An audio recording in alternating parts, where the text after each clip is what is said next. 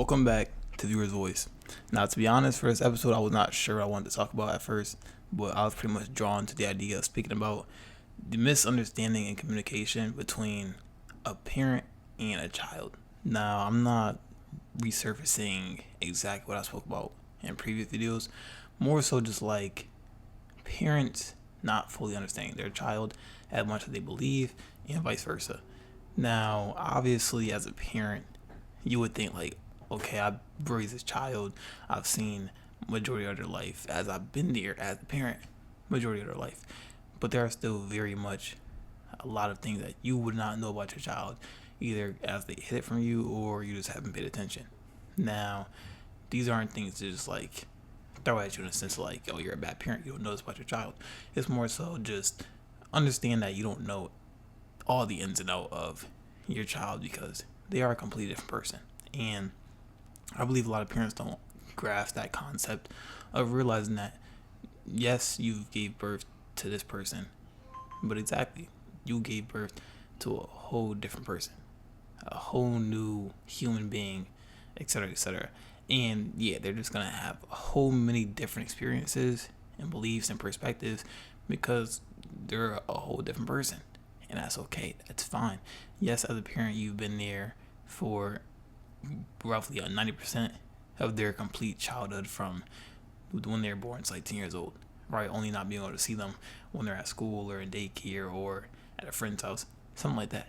But the minute they're home, you know that person. Of course, you know that person. That's your child. And then yes, as they get older, you start to see less and less of their life because now yes, they're in school still, but maybe they want to be out the house. Maybe they want to go hang out with their friends, do this and that. Start to keep some things more secretive as they found new people to tell them to, or whatever. Alright. But that's okay, that's a part of growing up. And that's why I feel like a lot of parents, it's very easy to feel like you're pushed away or being shoved away or losing your place as the adult. Because now the kid that you were raising that told you everything isn't that same kid. Right? It's a new different person who just begins to keep things secretive or whatever the case may be, or feel like you aren't the right person to be telling these things to anymore. And yeah, it's not a bad thing. It's just a part of growing up. It's simply a part of growing up because I can believe as parents have grown up in their childhood, they did the same thing, right? Maybe between ages 1 to 12 or whenever you can speak, of course, you probably went to your parents about everything.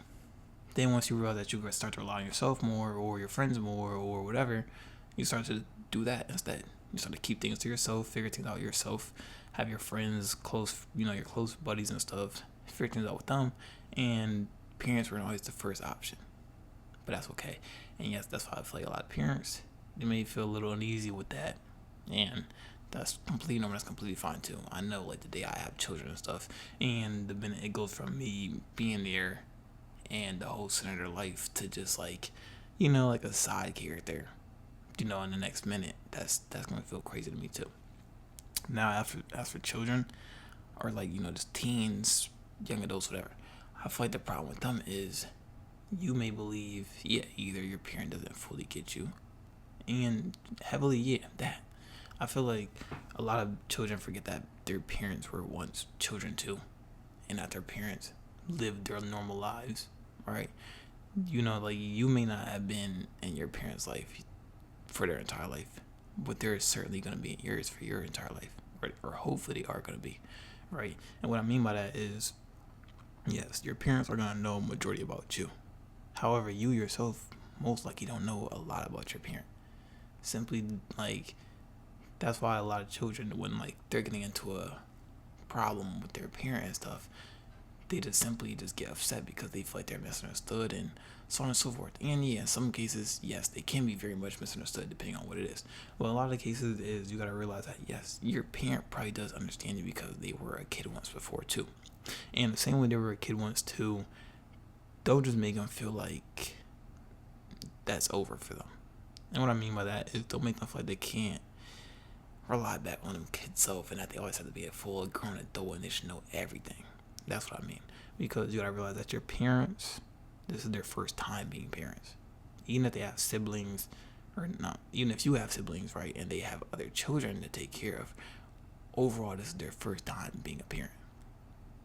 The same with it's their first time living, right? This is their first time being a parent, so they're just not expected to know everything and be able to do everything right away. Which is obviously a hard concept to grasp at first, because you simply believe you've known me my whole life, right? You gave birth to me, you've held this responsibility for so long. Why not continue doing what you do, right? And help me with this or do this and that. No, it's not the case. They're still learning the same way we're still learning, the same way we're still maturing and growing. They're doing the same thing, and they're well ahead in their life than where we are now. So at some point in some things, yes, we have to give them the benefit of the doubt and respect them. And what I mean by that is, if your parent is telling you something, right, that you think you may completely know about, or maybe you do completely know about it, but nonetheless, let them share what they have to say. Don't make them feel unheard, cut them out, whatever. Because at the end of the day, it's a different perspective, and that's helpful. The same way we say, two heads is better than one. It's the same way, if you have your perspective, it doesn't hurt to let someone else share theirs. And like I said, they've lived a good portion of their life more than you have lived a good portion of yours, right? So they probably know a lot more than we do ourselves. And as the children, it's only respectful that we care to listen to them. And then we can share our side. And as a parent, let them share their side, right? But that's what I just want to address, because I'm just like, I feel like a lot of people either just don't understand that their parents were children too, and that they've experienced the things that we may be experiencing now.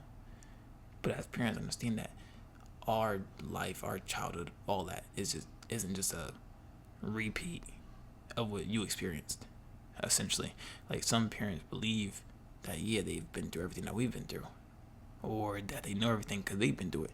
That's not the case. Like I said before, two different people, right? Two different experiences, two different perspectives, all that. So yes, you lived your childhood, you went through your childhood the same way we go through our childhood, and we go through different events. Now, some principles, some characteristics may stay the same, right? A breakup, for instance. You may have had a high school relationship the same way we have high school relationships, and the foundation may still be the same, right? Boyfriend, girlfriend, whatever, cute couple, doesn't last that long, right? You've experienced that. We're experiencing that now. So yeah, maybe the structure may have been the same, but maybe the reason for the breakups are different. The amount of emotion tied into relationships are different, etc. So you can't just believe that every pinpoint detail is exactly how it was when it was you who was experiencing it. So just don't think you know everything right away. But like I said, as a child, it doesn't hurt to listen, because maybe they do know everything, right? Maybe they have experienced it detail for detail when they were young. Now, more so honing in on parents, I feel like some of the most criticism parents will take in their life will be coming from their children, right? And criticism isn't always a bad thing, especially if it's constructive anyways, right? Don't just be flat out insulting your parents and stuff. But yeah, I feel like majority of the criticism that parents will be taking in their lifetime will probably be coming from their children, and that's not a bad thing, right? I know a lot of parents will get defensive, deflective, right, and just try to make everything backfire on their children if they hear something that they don't like or feel is very disrespectful or whatever. But honestly, you just gotta take it in. You gotta realize that they're standing up for what they believe. They're addressing issues, and that's a great thing. That's a great thing to have, because a lot of people won't do that. A lot of people will just sit there and suck it up to a certain person, and that's not a great thing. So you have to be willing to accept the criticism that your children may dish out to you, even if it is something that may go against the way you think. But even then, that's where it's your time to show what you may believe. You don't just have to suck up to your children either, but don't be so quick to raise a hand to them if they say something that you don't like. And let's say this, for example. Let's say you have a 16-year-old, right, and they're starting to get into the rebellious phase or whatever, and they start to speak up to you more often, but some of what they say has great points, right, and isn't as disrespectful as you may believe. It may sound like it comes off as disrespect, but honestly, the way they format everything is very respectful and polite. So let's say your 16-year-old comes up to you one day and it says they really don't like the way, and they are very displeased with how you try to reprimand them or discipline them, and let's say the way you discipline them is taking away all their electronics, not letting them hang out for a week or two, right? But now at this age, since they're 16, they're gonna want to hang out and go out more often. They may need their phone a little more often. Let's say they have a job as well, so sometimes their boss may text them, and obviously they need to respond to that text. Things of that sort, right? Now, as a parent, you may hear this and be like, "Why are you trying to speak back to me? Right? Why are you trying to tell me how to raise you?" And this is that, right? But understand the position that they're in and where they're coming from. And to me, I feel like it makes more sense for the person that's being raised to try to tell you in some way how they should be raised. Think about it like this: if you have a pet or something, and let's say this pet could speak, for some reason it could speak, right? Let's say you have a pet, and we just do the typical, give them some water, give them something, give them some food, play with them a little bit, because we think that's how we should be raising our pets and taking care of them and so on and so forth. But let's say out of the blue one day your pet is able to speak and they actually tell you how they should be being raised and treated and stuff like that, and tell you a few things that we didn't even know, let alone consider. That's not disrespectful. We are just completely oblivious and unaware to what their needs really are, and we just are so stuck on what we believe their needs are that we don't even see what they actually are needing, right? So for the person that's being raised, we may believe that this is all you need. You just need this, a little bit of that, boom, boom, boom, you're set. That's not the case. They know themselves more than we know them, so if there's something that they need, we should be more keen to listen to that. Not just being deflected and be like, you're just saying anything. I'm going to raise you however I feel like raising you. And this is not, because that's not great. This is going to push them away more and start to take more of their needs upon themselves and stop relying on you for plenty of things. And I feel like certain ways of reprimanding and disciplining your child will lead down worse outcomes. Like, a lot of parents may believe that taking their electronics away will just magically improve whatever they're lacking in, but no. Most children will either just fall back a lot more on whatever they're quote unquote lacking in the first place, or just find other ways to get communication. Instead of relying on you to give them their electronics back and their phone back, they'll just find some other way. Whether it's just waiting until they go to school, I guess, getting someone else's phone, getting a quote unquote trap phone is what people call it, where it's just like a phone that, that they have that their parents don't know about. And the main reason for it is just that they can talk to other people or use it for other reasons. That's really it. But parents would just think that a simple take this away, now you gain this. There's no gaining if you're only taking. Like, how do you expect pretty much your child to just, like I said, magically improve on what they're lacking by you taking more away from them? If they're already lacking something, what does taking more away help them with? What does that benefit for them? Now, I can understand the sense of, let's say you take away their laziness, right? Then yeah, maybe what they're lacking will improve. But there's no real way of taking that away. And you may think electronics is the source of that, but honestly, no. It's not the only source of laziness. Maybe there's more to why they slack off and why they slouch and why they procrastinate so much. It's not just their electronic. There could be a lot more reasons for it. Maybe they just have zero motivation. And maybe when they have zero motivation, their electronic is the only thing that keeps them entertained, so that's what they go to. Obviously, trying to work with no motivation is not going to be the cure to anything. It's just only going to make you hate what you have to do a lot more.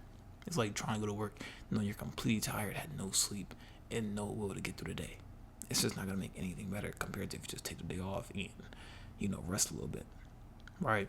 So I don't get how parents could think like, yeah, you're already missing this, let's take this away from you, and maybe you'll actually find what you're looking for.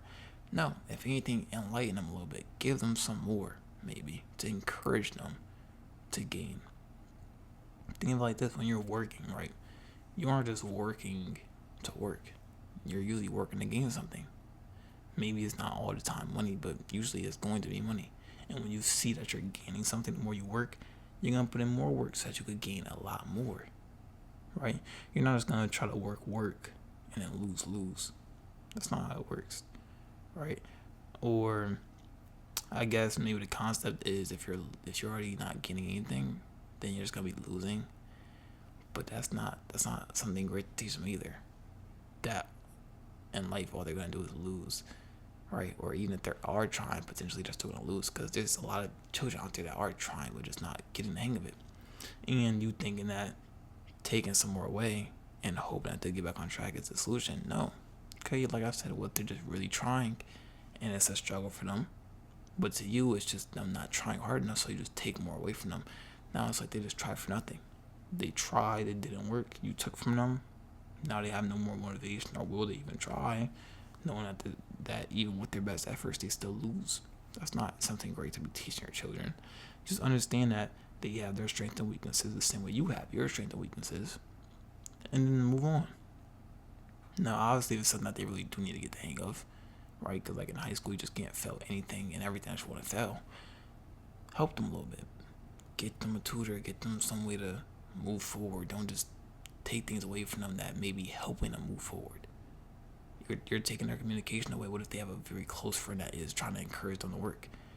Now that they just lost their communication source to their friend, what's going to be trying to help them with their homework? Because if you're not trying to help them with their homework, then they don't have any other option left. So, like I said, it goes both ways, of course.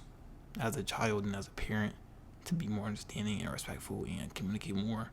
But even as a parent, yes, you still do have adult responsibilities and understand that, yeah, this is your child. It's up to you to help them. Don't just be taking away from them. Don't just be neglecting them in some form and making them resent you more and more. But yes, be the proper adult that you are and do right by your child. And that the child be the right child that you are and do right by your parent. Understand them, respect them, and just simply go on with that. And try to find more healthier ways for you and your parents to tackle on problems together. Now, I'm going to say that's all for this video. I thank you all for listening, and I'll see you guys in the next one.